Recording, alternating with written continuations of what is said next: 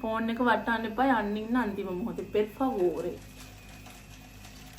වැටෙන බබා විඳිනවා. හරි හෙට යනවා. මං ආස නැහැ.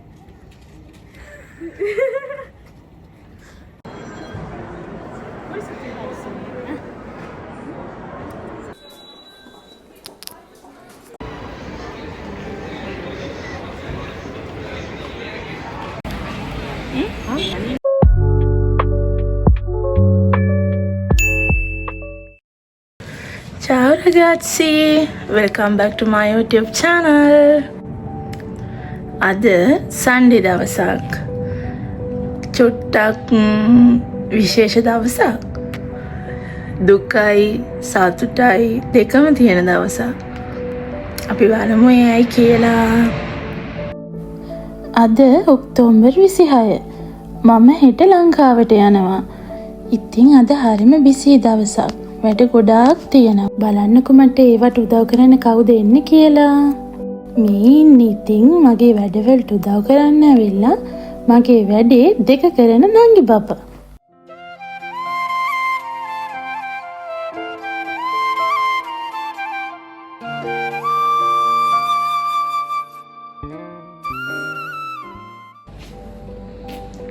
එයා හරියට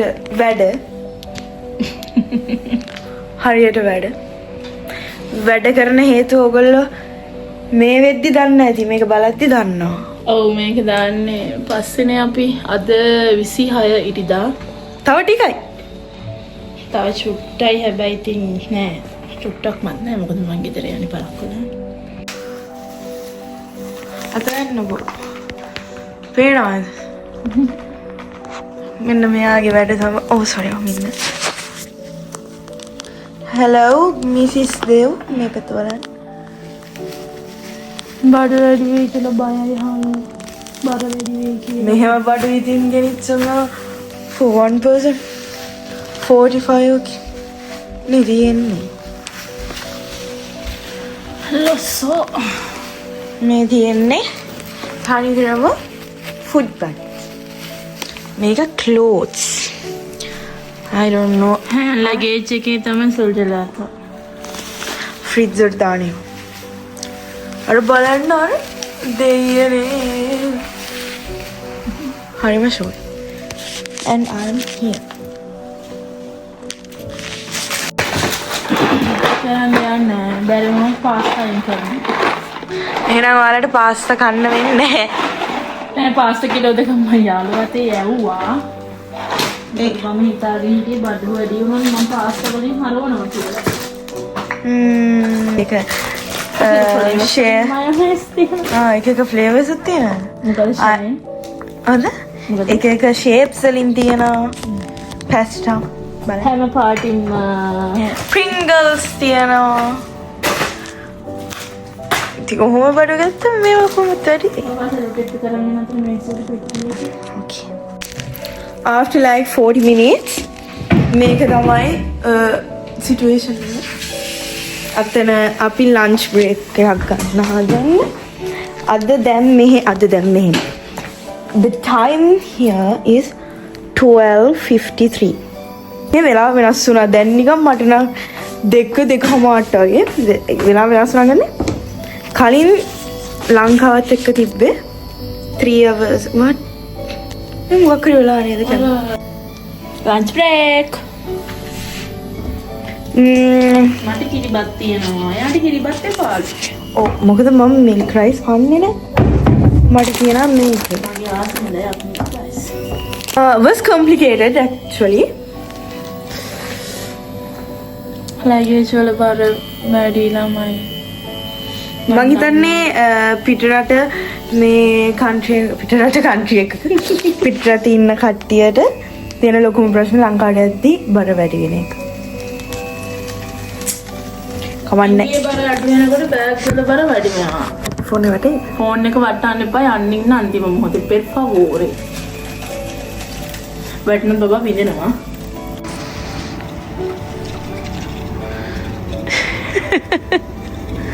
ජැකට් එකක් දාගෙන එන්නේ නැහැ. අවස්සෙද්දි හොඳටම සීතලයි. ඊට පස්සේ රැයට කැස්ස. අපි ඉන්නවානේ බස් එකේ යනකම්. දැන් මම යනවා මෙයාත් එක්කම එයා ගෙදර. පොන්චිලාට ගුඩ් බයි කියලා. හරිම සීතලයි මගේ යාළුවේ.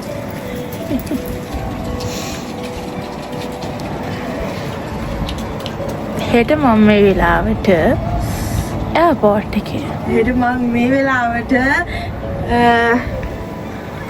ස්කයි එකේ නෝ ස්කයි නෝ. හරි හෙට යනවා. මං ආස නැහැ. පෝට් කවුද කියන්නව කැමති තමන් ආදරය කරන සහෝදරයෝ ෆැමිලි එකේ කට්ටිය දුර යනවා. කවුරුත් කැමති නැහැ. බයි බස් එක යනවා කියන්නේ.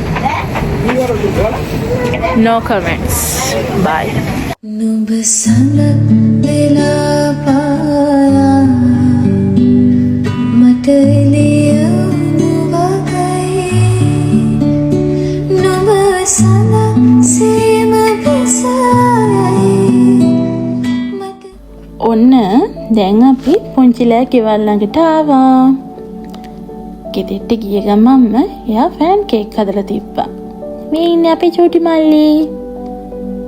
ඊට පස්සේ ඉතින් එයා හදපු රස බතුත් කාලා එයාලට බයි කියලා අපි ගෙදර ආවා. Good morning. I am going to Sri Lanka today. අද October 27. I am so excited. අද ලන්ච් එකට අම්මා මම ආසම ගන්න මෙනු එකක් හදලා දුන්නා මට කාලා යන්න. Okay, it's 5 PM now. දැන් අපි එයාපෝට් යන්නයි හදන්නේ.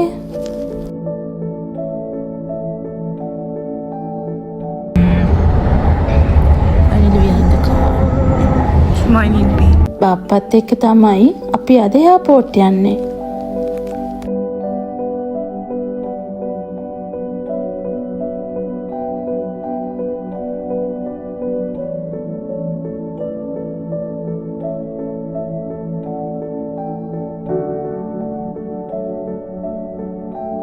අපි කට්ටිය ඉතින් මෙතන hina වෙලා ඉන්නවා.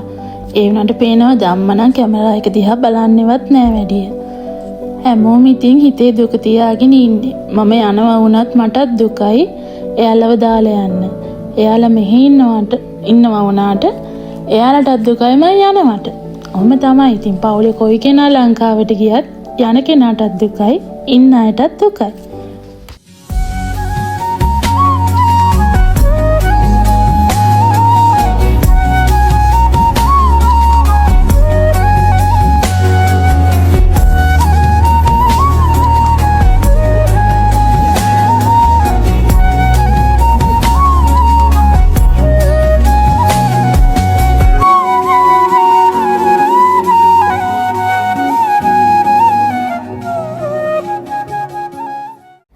Now we are very near to the airport. දැන් මම තවත් excited. අසරලි කෝල මුව මතින් පිපුණා කිංකිණි නාදදී නිල්වන්නෙත් විලේ කැල්ම කියාතරේ මුවරදරේ නුරොන් පිරී උතුරා සුවතට හාදුදී පුබුදයි ජීවිතේ කැකුල කියාදරේ ගිනියම්මු සිහිනෙකමා දැවටි කායකත් පාකින් එකට දාලා ලැගේජස් ටික අරගෙන අපි දැන් එයාපෝට් එක ඇතුළට යන ගමන් ඉන්නේ.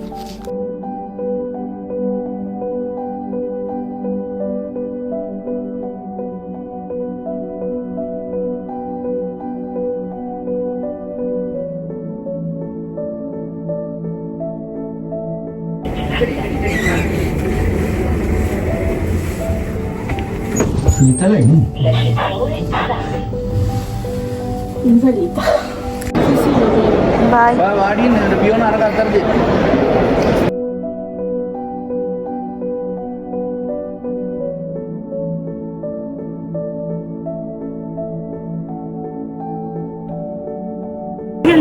බලන්න.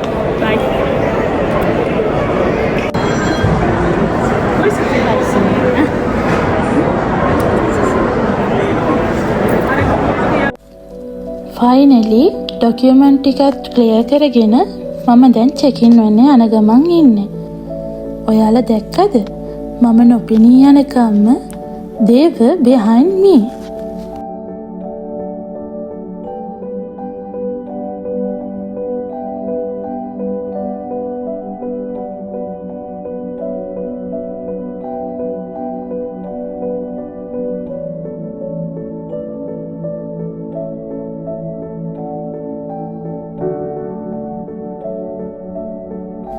මේ වීඩියෝ ක්ලිප් එක නම් මං ගත්තේ අපේ නංගිට යවන්න. මොකද එයාගේ ඩ්‍රීම් ජොබ් එක තමයි එයා හොස්ටස් කෙනෙක් වෙන එක. මාත් හරිම ආසාවෙන් බලන් ඉන්නේ එයා කවදා හරි එයා හොස්ට් කෙනෙක් වෙනකන් එයාත් එක්ක ට්‍රැවල් කරන්න.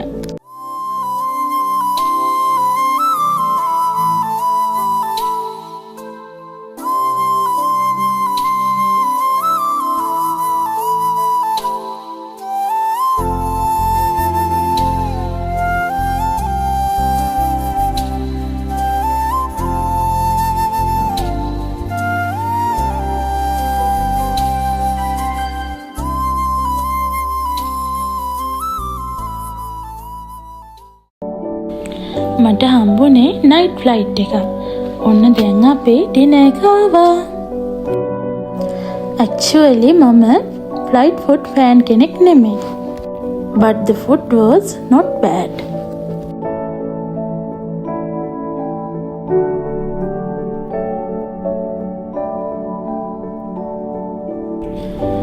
ඔන්න අපිට තව ටික වෙලාවකින් පොඩි ස්නැක් එකකුත් හම්බුණා. After like 6 hours, we landed in Dubai.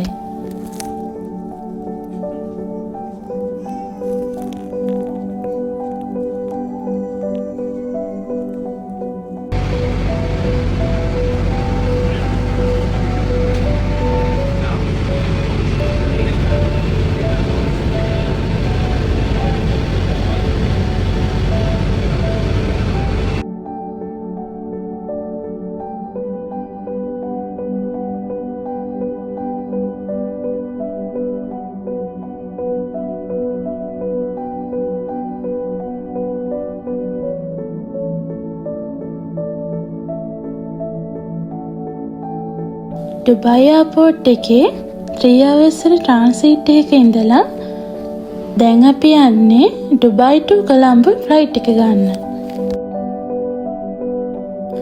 Second flight එක ටේක් ඔෆ් කරපු ගමන් අපිට තව මීල් එකක් හම්බුණා. මට මතක විදිහට මම ඒකේ කෑවෙත් ওই කජු පැකට් එකයි බීම් එකයි විතරයි. ඔන්න ජීවිතේටවත් අමතක වෙන්නේ නැති සිද්ධියකුත් මේ ෆ්ලයිට් එකේදී වුණා. බලන්නකෝ ඔයාලට පේනවද මේ චායි ටී එක තව ටිකෙන් මගේ ඇඟේ. ඒ තරමට ඒක හෙල්ලෙනවා. ෆ්ලයිට් එකේ එමර්ජන්සි ලයිටුත් පත්ත වෙලා තිබුණේ වෙලාවේ. එතකොට අපි හිටියේ මම හිතන්නේ ඉන්දියාව හරි. ඒ දවස්වල ඒ ඒරියා එකේ ලොකු සුණුකුණාටුවක් තිබිලා තියෙනවා. ඒක නිසා තමයි මේ එමර්ජන්සි ෆ්ලයිට් පත්තු වෙලා ෆ්ලයිට් එක එච්චර ගැස්සෙන්න ගත්තේ. හරිම බයෙන් තමයි හිටියේ ලෑන්ඩ් කරනකම්. දැන් නම් කටුනායකට ගොඩාක් ළඟයි. After like 13 hours, I am in Sri Lanka.